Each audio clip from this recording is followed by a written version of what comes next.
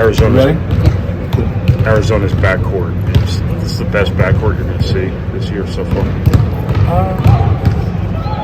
Obviously, Marquette was really good. Marquette's got a good backcourt. Yeah, they're very good. Obviously, Caleb Love is very talented. Kylan Boswell got a quick trigger, can really pull up and make shots and change a direction, change the speed, can manipulate the defense with his eyes. Good passer. You got to stay right with him. Bradley comes in and gives him quickness, athleticism. Larson's a guy that just knows how to play. Physical wing, can shoot the basketball. But that's it's across the board. Good program, good coach, good players, good bench. He's done a really, really good job, to say the least. And when you got that kind of balance, it's hard because you normally, you cheat somewhere and you give help somewhere, and then it's really hard to do with those guys. What's kind of their defining characteristic as a team that's made them so good? Is it that balance? Is it their athleticism, their size? I'd say they're players. They have good players. Yeah, I don't mean to be a smart ass, but they're just really good players, good coach. He's been the most successful coach after 2 years and 10 games of anybody who's ever coached. But they've had good players, across the board. They've got good size, they got good quickness, they got shot makers. But their defense is really good. I would say the staples that they have is their offensive execution, their ability to score in different ways. They're a great rebounding team, and they're a great defensive team. And that's a pretty good recipe for success. Arizona aggressively drops on defense, especially if a big guy has the ball up top. How do you take advantage of that? Is that something everyone around you has to be aware of? Yeah, anytime you go against somebody and they've kind of shown that that's exactly what they're going to do. Sometimes people can change on us because of our personnel or because of Zach. You got to make sure no matter what they're doing that you set good angles on your screens, and then you just read the defense and take what the defense is giving you. Kind of know what's going to happen. No different than them going against us and kind of knowing. But things can change. Sometimes it's not what you're doing, it's how you're doing it. So how active they are on the ball. They have great size, they have great length to make things more difficult. But you got to make that big guy stop. If he's in that deep drop, what they're really trying to get you to do is take tough intermediate shots. That's the lowest percentage shot. So, that they're just trying to get you into that. About 6-7 years ago for us, we had a real tough time with it because we didn't have the discipline in our guard play in one particular year. That was just like, hey man, you're shooting what they're giving you. They want you to shoot that. And then it was the old adage, but I'm open. You're open for a reason. So you just can't take the bait unless it's a low shot clock play. Then you kind of have to, which we have found out that in those scenarios that's been real beneficial for us because now those are softer misses, shorter misses, and then we've done a good job on the offensive play. Is it pretty similar to your defensive philosophy then? They're just deeper than we are. So we start up and drop, they get into a deep drop. So to try to compare to help you guys, probably Kofi Coburn. Yep. Probably the number one. Remember how good that Frazier and Io and all those guys, Williams, was on the ball. And that's the way Arizona is. They're great on the basketball. They get into the basketball. They force you with their pressure. They stay tight with it most of the time. And they're just trying to get you to attack their size. Right? You got to be smart. Take your wide open pull-ups. Make 5X stop you. Wait for Zach to get settled. Just kind of keep manipulating the defense without giving in to what they want. Why is it important to play these games in Indianapolis? I think anytime you can play in your home state, especially playing on a neutral court, it's important. But that's obviously our hub, and we recruit a lot there. It's our capital. It's a lot of alums. People can get there and be able to see us. It's cool for us to travel and to go to Honolulu and to go to different places, like Toronto, and still be that program that has the most fans. So when we go to Indianapolis and we would play in the thing before, we'd have a lot of fans, maybe not as much as Indiana would have, but we still would have a lot of fans. And here in this game, I think we're going to have, a big following, and that's what you want. Now, when we play them next year, we'll see, right? As we go to Vegas and play, so we'll see who has the most fans. I would think that they get a lot good at feeding it into Zach. How can you kind of just speak on his unselfishness? Right. Well, Braden's a good passer. Just trying to get him to keep his wiring system accurate. Like a lot of times when you go to make a play, and if you're going to pass, it leads to a turnover. I mean, you have to go to score. You have to be aggressive. Go get your layup. Go get your pull up.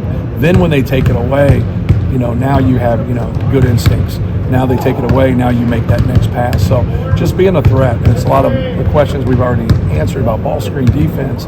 It's if there's only one thing in the equation to go to, it's pretty easy to defend. But when you can shoot a pull-up or a pull-up three, and you can get a layup, you can hit him on the move, you can jump stop and hit somebody cutting, or hit Zach as he's getting into his post-up play. Now there's a lot of options there. And Braden's just kept it on a string and played on 2 feet more, and then that just opens up a lot of options for him. Can you speak to Zach's hands? There have been a lot of entries that have been 100 miles an hour. Yeah. And he doesn't have any trouble, it doesn't seem like, catching that ball. You want those balls going in that hot? Yes, without question. You see some of those turnovers. When you have to feed it fast, just try to hit him in the head. We've all been taught to protect our face our whole life. Guys are going to catch that. But then if you're going to hit the target hand that he is showing, you can't lead him. You got to actually hit that target hand. And sometimes when there's a low man holding there, that's when you got to put some velocity on it. Because you put some air under that right there, that's just time for that low man to get there and poke that ball free. And we've all seen that. Now sometimes when it's one-on-one, you can make that pass. You got to be able to read, just his surroundings and what's going on. But it's all things that we drill. So it's like when you get into these, breakdown drills and you're working on things, you're not working on making shots, you're working on making decisions that lead to taking good shots. For a lot of big guys, a ball coming in that hot would be a bag of knives. Yeah. He's got pretty good hands, doesn't he? Yeah, he's got pretty big hands. And so like being a big target is one thing, but like being able to get it and hold them off and then collect it with 2. Like show your target hand with 1, but make sure you're not making one-handed catches and collect it with 2. He's gotten some of those tough bounce passes, which we don't like a lot of those, but in a couple scenarios it makes sense to do so. And then those passes from the top, those are the ones that come in hot. I'm just personally curious, your the way you use Miles in your substitution pattern, is there a big picture plan there too in terms of getting him high leverage minutes and not just minutes? Yeah, well, someone was going to get him. You know what I mean? If I'm going to play 10, someone's going to get him. So you see how I sub and see how I do things. And I changed a little bit in the Iowa game with Ethan, because I thought he did so many good things for us. And then you look at Ethan's plus-minus, which the plus-minus can be deceiving. It's like Trey's plus-minus last game. Go watch the minutes when he's in there. There's a handful of turnovers, and he has nothing to do with any of them. And so sometimes you're a victim of circumstance in a game. Sometimes you're not. And so, like, over a long haul of kind of that data, I think it's important to kind of see, like, what guys have done and what they're due. But I thought Ethan did some really good things. I thought they all did some really good things, but I've not played 10 guys like I've played so far this year. So like you just have a decision. Someone's going to be the guy that's the last in the rotation in terms of getting in. So it just kind of worked where, he ended up being that guy. And then, you look at Gonzaga, you look at Xavier, you look at Alabama, he's made some pretty big threes in that mix. Just think he was in the game all the time, right? You always talk about trust, though, with freshmen. Those last few minutes of a half, that's where you don't want somebody to make a run. Right. Has he gotten his trust level with you to the point where you can put him out there when it matters? It's all relative, right? So it's all in comparison to the other people playing, and that's what I told him in the Northwestern game, which had to be frustrating for him, is we turned the basketball over, we had defensive breakdowns, and we missed shots. And when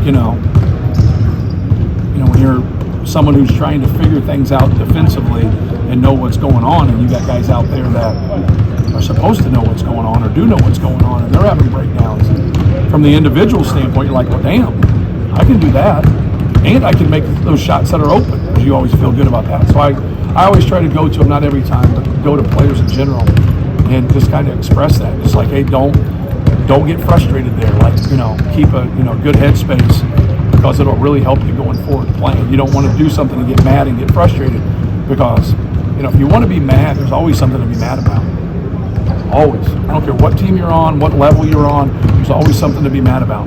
Like, learn to move on and just keep doing what's best for yourself. That's what Miles has done.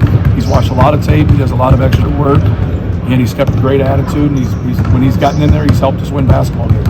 Coming off of a game like Alabama where they hit 19 threes, what did you kind of learn about your perimeter defense?